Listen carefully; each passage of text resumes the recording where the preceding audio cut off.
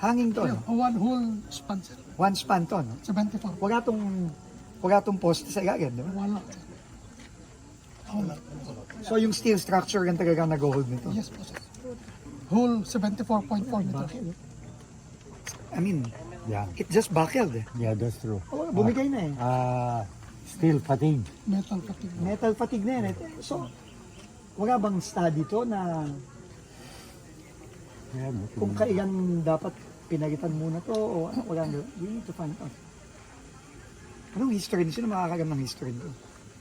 Yung as far as we trace back, nalaman lang namin na it was built based our records natin sa BMS 1980.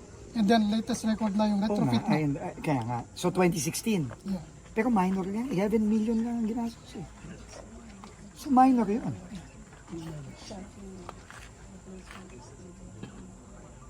Wala pa yung mga dyan? Sayang yung pagay. Masisira yung pagay na yan. Kasi sariwa po ito. It's not even dry.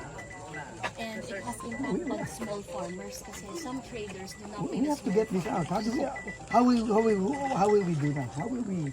After this, we can hold as Dapat tinawag nyo na ito kahapon. After nag-inspect na ba yung mga engineer natin sa BO, sa Bureau of Done na boss, Construction? I think. Done na yan, ano? Done na siya? They have the reports already. Oh, So I think we we're have to good, start, we're good. ano. And what do we need here? What do you need? we have a plan already, sir, for a construction of the two bridges dito sa side. No. We have all RD, may ha? Paano muna natin tatanggalin to?